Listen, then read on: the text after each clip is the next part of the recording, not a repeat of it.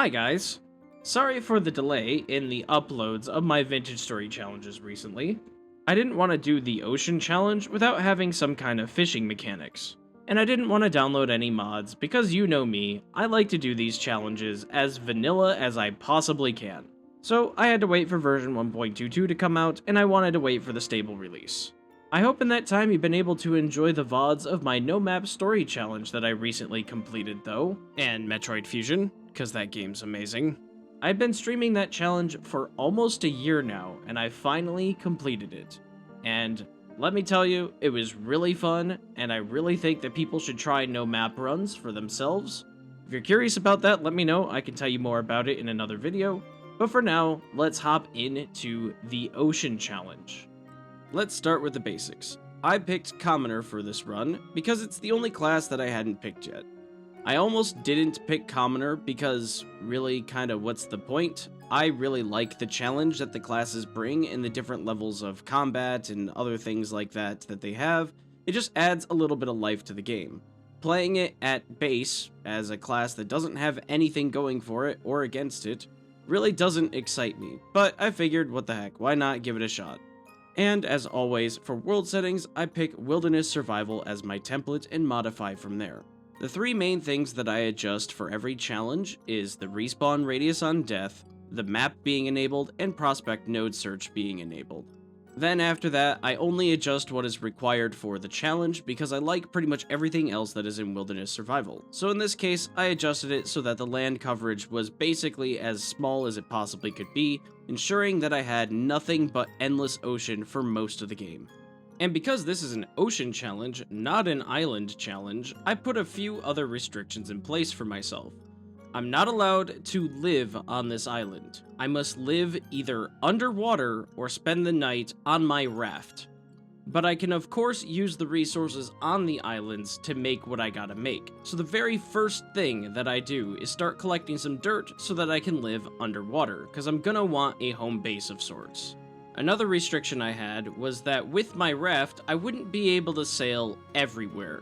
I was only really allowed to sail in one direction until I found an island, and once I found that island, I had to stop in that region. I couldn't go any further than that on the map. The first night of the challenge takes place on a raft because I didn't yet have the materials to build the house. I spend most of the morning the next day hunting for worms and making the fishing rod so that I can go fishing, because that is going to be my main food source throughout pretty much this entire playthrough. Fishing in this game is really fun and really satisfying, except for this darn cursor, I don't know why it's off-center. I never knew how much I actually wanted this feature until this challenge. My absolute favorite thing about this though is the synergy with being on a raft. You can fish on a raft and basically burn no energy doing so.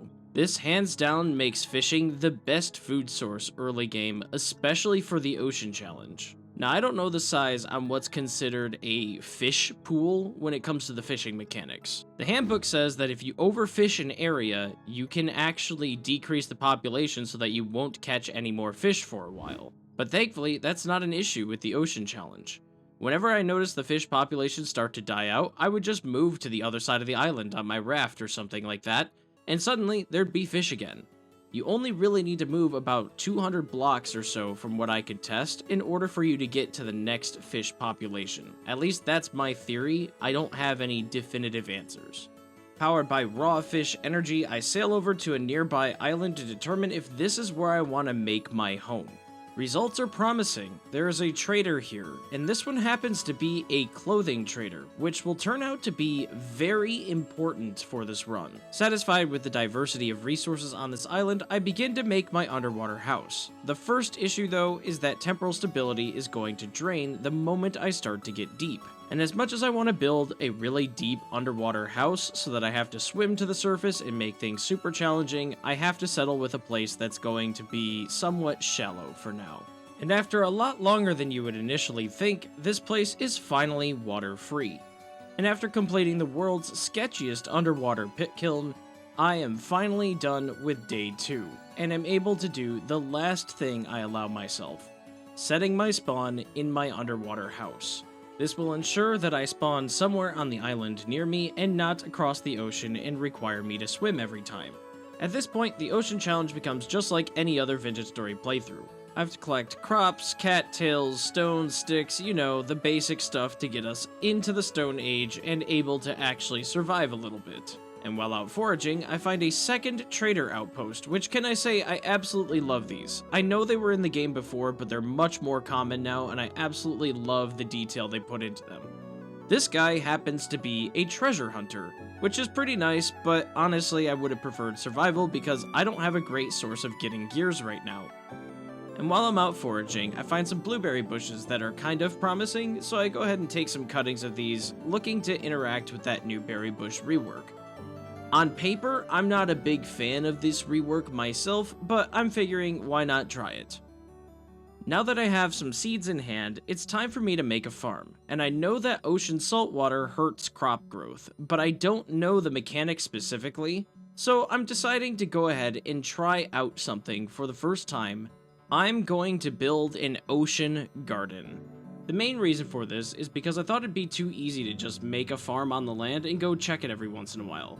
I want to be independent of as much land as possible, so that means building my own garden. My original thought process here is, well, as long as I'm not watering the crops with salt water, they'll be fine. We'll just have to see if this works out. With my cooking pots done, it's time for me to enjoy a real meal for the first time in this run, and I am so thankful for it. While yes, fishing was added, and cooking fish over a fire is a nice early source of food, having a way to make meals is infinitely better, and as it would turn out, fish stew is one of the best meals that you can make. It's getting a little cramped in my 3x3 house, so it's time for me to expand. Not much, but this is a little bit better. I also made a little stream from a nearby lake to help me get fresh water easier and be able to run over to my crops to get them watered. Well, the farm trick doesn't exactly work, but the tooltip says damaged by nearby saltwater. How nearby is nearby? Because there's an entire island over there, and those crops will grow just fine. So, it's time to experiment. While building a ladder access to my underwater base, I decide let's make it too wide and see if that works. Nope.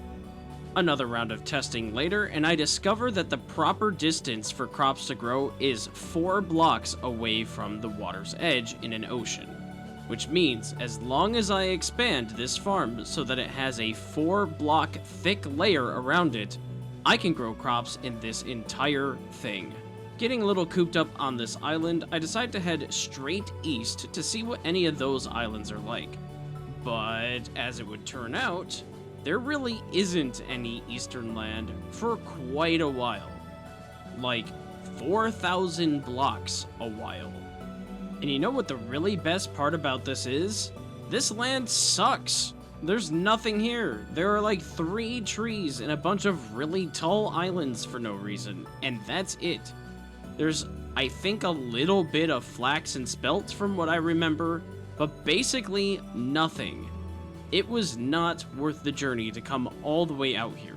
It takes roughly 20 minutes of raft paddling to get to and from that landmass.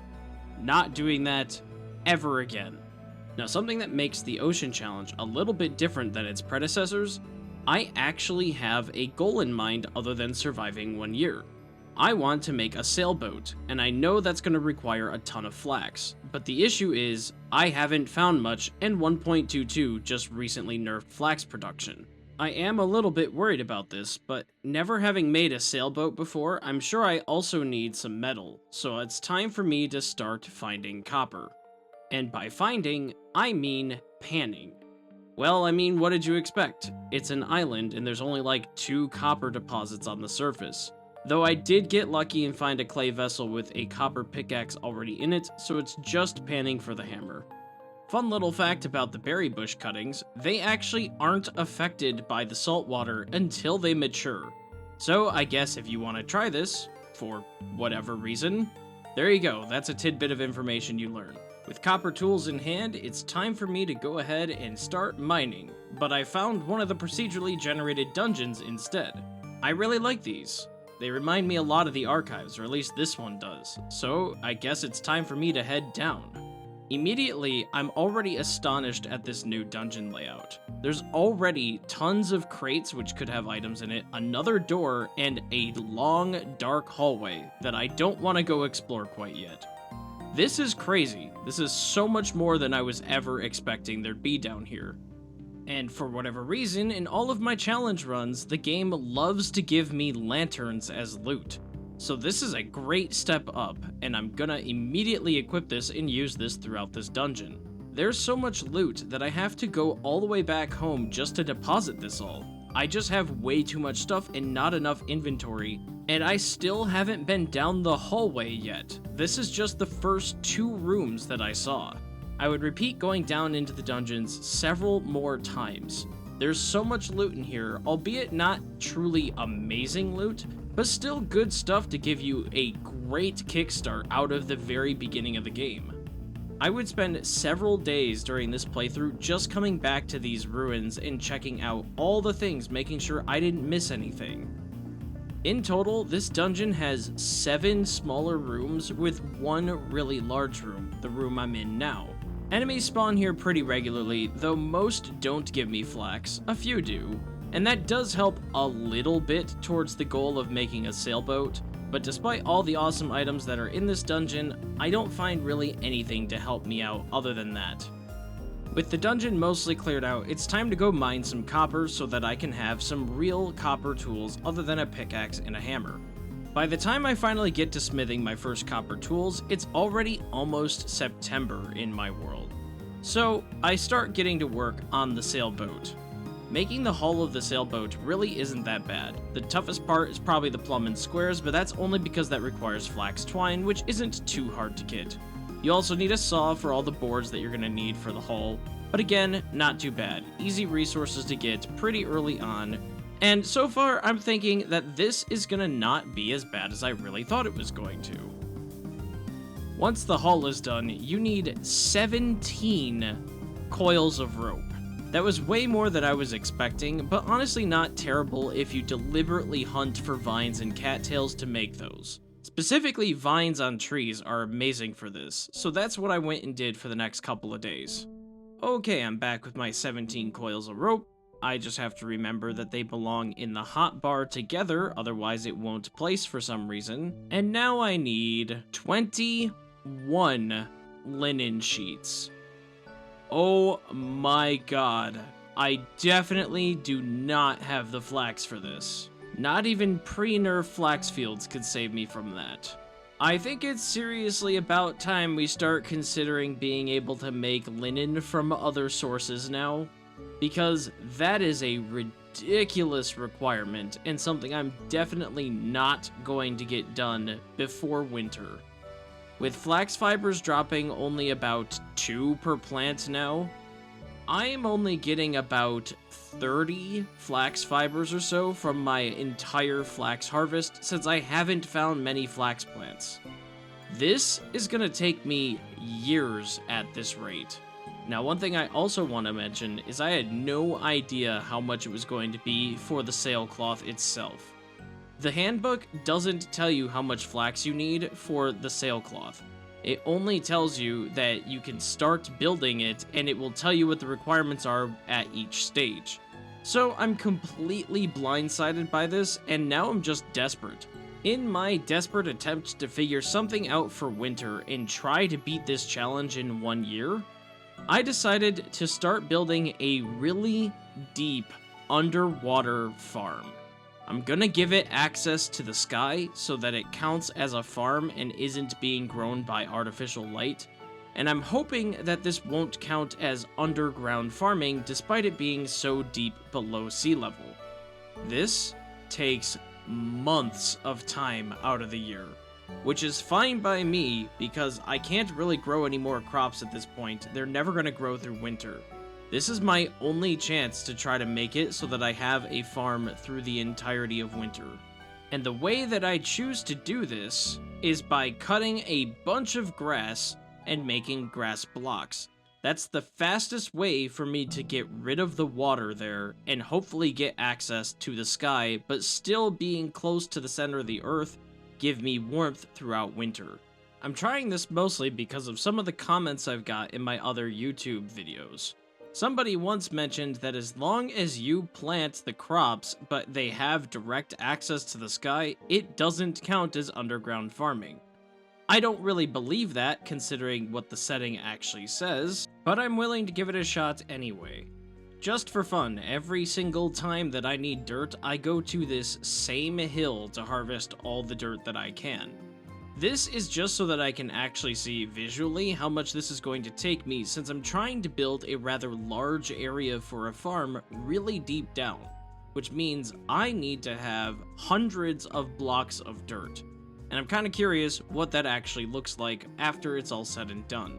This is that same hill several trips later. Note that none of that stone that's showing now was actually visible before. No, I'm not even close to being done with all my dirt harvesting. I just wanted to show what that was like before I continued mining even more. It is now early October. Nope, still not done. It's not until mid-October that I finally have some air shafts down to the crop farm itself. This should also let in natural light and not have to use artificial light. Well, the sad truth of it is that didn't work out. Even though it was about 4 degrees warmer all the way down there, it's just not warm enough for me to grow crops. Also, it doesn't seem to really be working with the whole underground growth system, but I'm really trying here. The crops aren't dead, they're just stunted due to cold damage, so I'm waiting out most of the winter here just to see what happens. Unfortunately, as awesome as this starting island was in the beginning with the traders and the ruins, there really wasn't anything around me in terms of metals or anything that would help me get through winter, so I just hibernated until it was March and finally starting to warm up again. Traveling to the nearby islands also didn't yield any results, so I was really truly stuck here, just waiting for flax to grow. I knew at this point that there was no way I was going to finish this challenge in 1 year, unless something insane happened. Now that it's slightly warmer down here, the flax is growing, just very, very slowly. And I'm pretty certain at this point it's because of the fact that it's underground. I didn't have any bronze, so I couldn't get any real amounts of quartz to help me make a greenhouse either. So the only thing I can do is really open this up and add more air blocks for the farm and more natural light, hoping that it'll grow faster. It's also starting to get to a point where the crops can actually grow at the normal elevation instead of way deep down. So now I can compare normal crops to the ones that I'm growing really deep down and see which ones are actually growing faster. Keep in mind, the flax has been planted longer, and it's been in a warmer environment, so it should be growing pretty well with the direct access to the sunlight. While waiting for crops to grow, I try to do absolutely everything that I can to speed all of the other processes up. The ship still says it has another step after the sails. I don't know what it is, but God forbid it requires leather or something. So I'm making leather, I'm making charcoal, I'm gathering all the resources I possibly can. Because as soon as I'm able to sail out of here, I'm going to. I'm starting to get desperate, so I start hunting enemies in the dark when I find more ruins. Unfortunately, these ruins here kinda suck, there's nothing of interest down here, but I'm hoping that in my explorations, I'll be able to find some enemies, or at the very least some flax twine or something in any sort of crate to help me along with this. All I really find down here are some rusty gears, which are cool, but not exactly the most helpful right now. In all this exploration, the enemies that I'm fighting and trying to farm are deep variants, which means I should be getting some extra loot because I also have a Falx Blade on me. They're just not dropping flax fibers. The Falx Blade doesn't harvest anything extra, and when I actually loot the creature I kill, I don't get anything from them either. Nothing helpful anyway. Sometimes Bowtorn give me their arrows, but that's about it. This is looking really bad. The one extra goal of just building a sailboat for this challenge is taking way, way, way longer because of the lack of flax crops that I've been able to find and the fact that they nerfed the harvest rate on those. It would still be really bad pre-nerf, but it feels especially bad now, even to a point where I debate on whether or not I should complete this run. Not because it's too difficult, but because does anybody really want to sit around and watch me sit through multiple winters and just farm flax on YouTube? I don't think anybody really wants to see that. The challenge content is what's interesting, and right now it's not a challenge, it's just waiting. Getting even more desperate, I decide to go back through my procedurally generated dungeon once again. This is probably the 10th or 11th time that I've been through here, and I am checking every chest, I'm looking on every shelf, I'm breaking walls, I'm doing anything that makes any amount of sense, hoping that I find some sort of loot that's going to help me out with this. But I ultimately don't find anything. Nothing down here is going to help me get to the point of building the sailboat. There aren't even enemies worth farming down here at this point, they just don't spawn frequently enough. Now I know that some of you might be screaming from the top of your lungs, check the clothing merchant. Trust me, I have been. He was one of the first things I checked to see if I could do anything to help with this situation, and he just sells me clothing constantly. The odds of him selling flax aren't really that rare, but I've just been incredibly unlucky here, and the treasure hunter trader doesn't help in any way. The underground flax farm also happens to not really work either. The crops up top started growing faster than the flax farm down below, so I had to move it up here. I think I can almost confirm that it doesn't work unless you have underground farming on, aside from a few really crazy circumstances, like maybe building on top of a mountain and then burrowing into the mountain. I'm not sure about that, but from my testing, this world, it didn't work for me. At this point, I'm preparing myself for the most interesting run of Vintage Story you've ever seen. Sitting in a house, underwater, for months on end waiting for flax to grow, harvesting it, and hoping for a couple extra seeds. That, and hoping that the clothing merchant really tries to help me. It's either that, or travel to some really far away lands and hope that I have more flax seeds way out there. But that sort of feels outside of the challenge. In my head, I had this grandiose idea of having this sailboat and essentially nomading for a long time. Sailing from island to island, picking up resources, stowing it away on the sailboat, and not making a house until it's really time to settle down for winter, or make some sort of facility to help me mine. I loved that idea, and I didn't want to do that with a raft because it's not really that feasible. The sailboat is the only way to do this. I also really loved the idea of going on long expeditions, seeing deserts in the Arctic and far away different lands, really far from spawn, truly exploring the world. But I didn't want to do that without a sailboat, and I didn't want to just cheat a sailboat in and start from there. I want to earn this sailboat. It's nearly August of the next year, so we are well past the 1-year mark. And I decide I'm gonna check the trader again. Maybe this time he'll have something interesting. And finally, he sells linen sheets.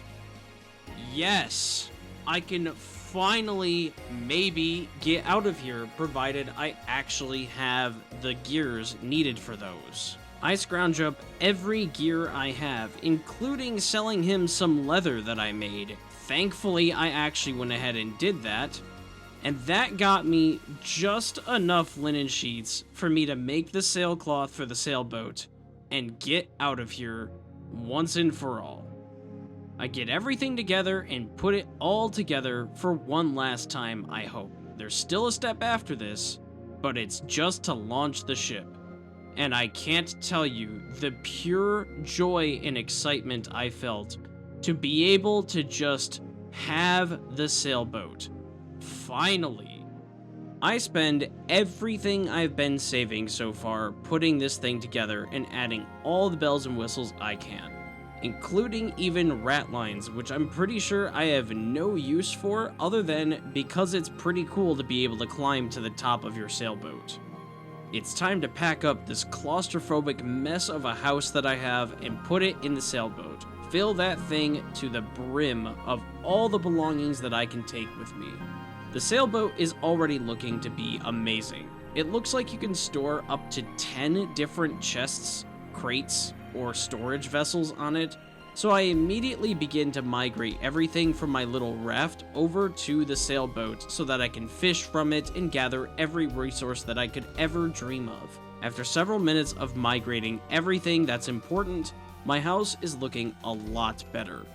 I even leave most of the food that I've made so far in the storage vessels. I plan on coming back to this area to grab that food later, but for now, I've had it with this location.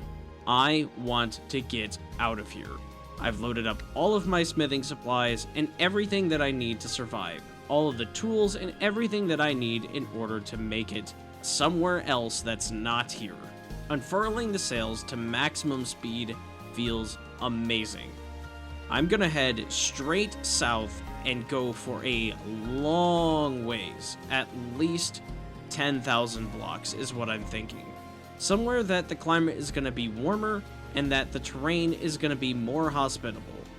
I'm glad that I was able to survive off of these nearby islands, but lord did it take forever to get to this point. I don't even care about the food I have saved right now. Just get me away from here. The first lands I find south of my island are about 4,600 blocks away.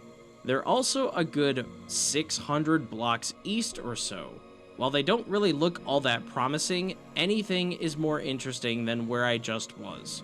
So I'm going to go ahead and take a look here and prospect for a little bit and see if we find any useful resources. Unfortunately, the readings really suck, so it's time for me to move on to the next land. If it doesn't look interesting in natural resources, I hope that that area is at least good for new ore, since I'm still stuck in the Copper Age. Upon sailing even more south, I find this really cool set of islands, and I really want to live here for a bit. This is about 10,000 blocks like I was hoping for, so it seems like this is a really cool spot to stop for a while, maybe set up a bridge between the two islands and a nice docking area for my new sailboat. The ideas are endless, and I'm planning on staying here. It's just too dark for me to see on approach, unfortunately. The right island doesn't look all that interesting when you're actually on it. It's just a lot of trees, but it does have some rolling hills and is large enough to spawn some livestock. I don't know if I'm ever going to make a farm because that kind of defeats the purpose of nomading, but it is good enough for me to live off of, and there's a ton of resources here that I can exploit. The left island is looking way more promising though. I'm seeing two long flowing sources of water that are a slightly lighter shade than the water around, and I'm assuming this is rapids water. This could be really awesome, having a base built into the side of a cliff with two sources of mechanical power for all of your needs. I'm already loving this idea and can't wait to see what this is all about. Closer inspection reveals that this is indeed rapids water, so I built a small hut here on the land, not sure what to do next. I really want to nomad from place to place, but I also can't really turn down the fact that there are two rapids water sources next to me, perfect for a permanent base location, on top of a mountain, which is already a win in my book, as most of you already know. And it's at this point when I decide this is where the challenge should end. I don't know what to do next, but this seems like a great location for Ocean Challenge number 2 to start off at. Thank you so much guys for taking the time to watch this video today. It means so much to have your support in making these videos and getting your feedback on vintage story tips and tricks you've learned.